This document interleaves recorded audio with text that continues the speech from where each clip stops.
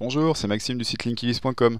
On se retrouve pour une nouvelle vidéo qui va être consacrée donc au menu caisse, donc menu très important qui va vous permettre d'encaisser vos produits en espérant que vous fassiez un maximum de tickets. Ça veut dire que tout se passe bien pour vous.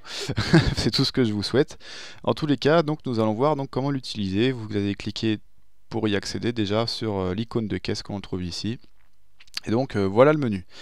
Alors on va commencer par un cas basique, hein, que vous voyez à quel point c'est simple d'encaisser avant de voir les cas un petit peu plus particuliers.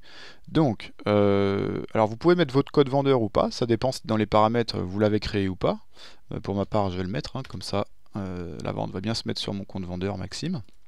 Voilà, donc vous tapez le code, ça affiche automatiquement le nom. Alors pour retrouver votre produit, donc vous avez deux possibilités. Soit vous bipez le code barre que vous avez obtenu normalement avec le logiciel ou que vous avez bipé depuis la référence lorsque vous l'avez associé au produit. Et donc là, lorsque vous allez biper le produit, ça va automatiquement, immédiatement le reconnaître et l'afficher à l'écran. Voilà, ça c'est la première possibilité. Deuxième possibilité, vous recherchez le produit en tapant directement son nom ou son code ou sa référence fournisseur, les trois fonctionnent. Enfin, nous on va le rechercher avec le nom. Donc par exemple, on va taper voilà, Golf, c'était ma série de couverts. Donc il va me retrouver tous les produits concernés, donc moi je veux celui-ci, vous cliquez et ça vous affiche automatiquement la vignette du produit. Donc 19, ça m'indique les quantités que l'on a en stock, hein. Lorsque vous cliquez dessus, vous allez pouvoir aller directement sur la fiche produit.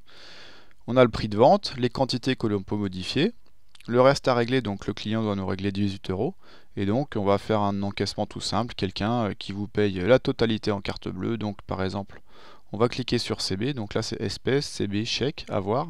Si vous faites plus, on peut avoir ceux que vous avez rajoutés dans les paramètres, si vous en avez rajouté. Donc là on va dire pour ce ticket là qu'il a payé le client les 18 € en carte bleue, donc on va cliquer sur la carte. Il vous met automatiquement le moyen de paiement carte, 18. Pour valider votre ticket, c'est très simple, vous allez tout en bas, valider ticket, vous cliquez. Et voilà, votre ticket est prêt à être édité, donc vous voyez qu'il a composé automatiquement votre ticket. Vous n'avez plus qu'à faire imprimer. Alors là, moi j'ai enregistré parce que j'ai pas d'imprimante installée, mais vous avez juste à faire imprimer pour imprimer votre ticket qui va sortir sur l'imprimante ticket. Voilà, donc ça c'est dans le cas où vous avez un paramétrage ticket puis que vous avez demandé un ticket de caisse, hein, sinon vous repassez automatiquement sur un nouveau ticket. Donc si vous avez demandé l'édition du ticket de caisse, hein, pour aller faire un nouveau ticket, vous cliquez, c'est en gros ici, nouveau ticket, et on repart sur un nouvel encaissement. Voilà, donc là on a fait un cas tout simple, hein, vous avez vu que c'était vraiment très simple à gérer pour saisir votre vente. On va voir maintenant les cas un petit peu particuliers, donc on va commencer par voir comment faire une remise sur un produit si par exemple vous souhaitez modifier le prix de vente, hein. Donc alors on va prendre une autre référence, on va prendre par exemple canapé, voilà. On va prendre celui-ci de canapé. Donc le produit, comme je vous le disais tout à l'heure, le prix s'affiche en bleu ici, donc si il est à 690 €. Premièrement, la petite case qui se trouve tout de suite en dessous va vous permettre de modifier ce prix si par exemple vous souhaitez le passer à 600 €. Donc là on va taper le montant final que l'on souhaite pour le produit. Donc par exemple on va faire taper 600 pour le passer à 600 €. On fait entrer et donc ça recalcule automatiquement la remise en pourcentage et en montant. Ça fait une remise de 90 €, soit 13%. Et donc on peut modifier l'un ou l'autre, hein, sans problème. Si par exemple je veux le passer à 20%, on fait 20. On tape entrée, donc ça recalcule le montant et ça recalcule le montant final du produit. Voilà, ça ferait une remise de 138 € qu'on peut aussi modifier sans problème. Si par exemple je veux arrondir à 140, voilà, et passer le produit à 550. Enfin, voilà comment modifier le prix d'un produit. Alors, évidemment, on peut avoir plusieurs produits à l'écran, hein, il n'y a pas de souci. Je vais rajouter un fauteuil, tiens, voilà.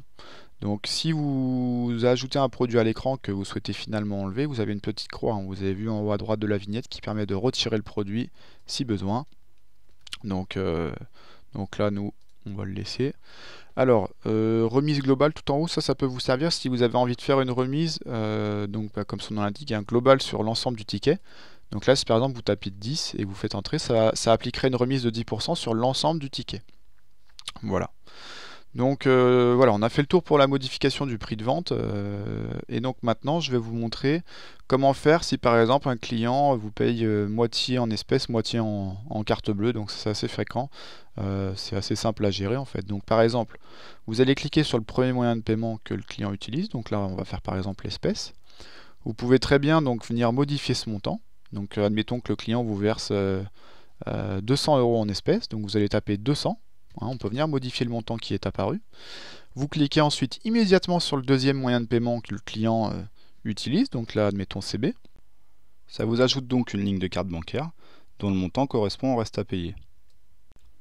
Donc là reste à régler 0, puisque la somme des montants correspond bien à ce que le client nous doit, c'est-à-dire 863,10 €. Voilà.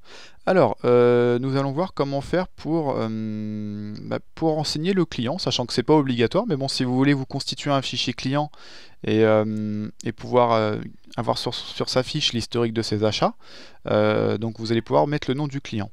Si le client, vous l'avez déjà dans votre base, vous n'avez plus qu'à le rechercher en tapant son nom. Donc par exemple, vous tapez le nom et puis il va vous trouver automatiquement. Voilà, donc Guédon par exemple, là je vais cliquer et ça va me renseigner le nom du client dans la petite fiche. Donc là, c'est-à-dire que si je valide mon ticket, ça va l'encaisser sur son compte. D'accord. D'ailleurs, sur son compte, on y a accès si on veut un petit visuel en cliquant sur la loupe ici. On va pouvoir aller directement sur la fiche. On va retrouver toutes les informations du client, donc son nom, son prénom, l'adresse, on a son chiffre d'affaires, etc. Et on a donc ici l'ensemble des achats qu'il a déjà effectués. Voilà. Donc la petite corbeille qui se trouve ici, elle sert à retirer le client si finalement je ne veux plus associer ce ticket-là à ce client-là. Et donc si le client vous ne l'avez pas dans la base et que vous souhaitez le créer, c'est tout simple, hein, vous faites nouveau, vous avez un bouton ici qui permet de faire un nouveau client. Donc vous renseignez nom, prénom, etc. Donc là on va mettre nom, hop là, voilà, Jean-Jean, prénom Patrick. Voilà. Après, vous complétez tous les champs qui vous intéressent de garder, hein, donc en général, c'est souvent le portable ou le mail, hein. Voilà, vous cliquez sur valider. Attention, pas valider ticket, hein, valider pour valider le client. Donc ça le renseigne, comme je vous le disais, dans le petit encart qui est là. Et après, vous n'avez plus qu'à valider votre ticket. Donc voilà, vous avez le ticket de caisse qui s'édite, annulé. Je ne vais pas le sortir, hein. C'était juste pour vous montrer. Voilà. Alors, donc voilà pour la partie encaissement. Écoutez, c'est tout pour cette partie. Alors oui, si, avant de terminer la vidéo, je vais quand même vous montrer la partie statistique, donc la partie synthèse en fait, qui est la page qui va vous permettre de consulter au fur et à mesure le chiffre d'affaires de la journée. Donc pour cela, vous cliquez, vous avez un raccourci en haut à droite sur la petite icône qui se trouve ici. Vous l'avez aussi sinon sur le côté en faisant synthèse journée. Donc nous on va cliquer sur la petite icône, voilà, et ça vous amène donc sur cet état de synthèse. Alors c'est une page qui est importante, que vous pouvez consulter au fur et à mesure de vos ventes pendant la journée. Ça va vous montrer le chiffre d'affaires total donc de la journée en cours. Vous avez aussi les quantités vendues, le nombre de tickets qui a été fait, le panier moyen en quantité et en valeur, les remises. Vous avez la synthèse de tous les moyens de paiement qui ont été faits. Donc là, voilà le total qu'on a fait en carte et le total qu'on a fait en espèces. On retrouve nos différents tickets que l'on a saisis avec l'heure à laquelle nous les avons faits. Vous pouvez sortir un duplicata de tickets si vous le souhaitez, hein. Donc sur le ticket en question, en bas à droite, vous cliquez sur la petite imprimante et on va pouvoir sortir un double. Si nécessaire, voilà. Sinon, vous pouvez carrément annuler le ticket si par exemple vous vous êtes trompé, que vous avez mal saisi. Donc vous pouvez l'annuler en cliquant sur la croix. Donc il faudra le ressaisir correctement par exemple. Voilà. Donc voilà pour la synthèse. Sachez que vous avez aussi un menu qui vous permet de gérer le fond de caisse. C'est le petit euro en haut à droite. Pas ça, je ferai une vidéo, je ferai carrément une vidéo qui explique le fonctionnement de ce menu-là. Édition de tickets, ça va vous imprimer tout ce que l'on a à l'écran en fait de manière synthétique sur l'imprimante ticket de caisse. Donc éditer ticket, vous voyez, ça va tout vous présenter au format ticket si vous souhaitez faire des vérifications par exemple. Donc voilà pour la caisse. Je ferai d'autres petites vidéos à part pour des cas de figure particuliers en caisse, comme par exemple les retours, les émissions d'avoir et ce genre de choses. Voilà, qui sont des cas un petit peu particuliers mais très faciles à gérer. Mais en tout cas pour la partie caisse, nous venons de voir l'essentiel. Et je vous dis à très vite pour la suite des vidéos.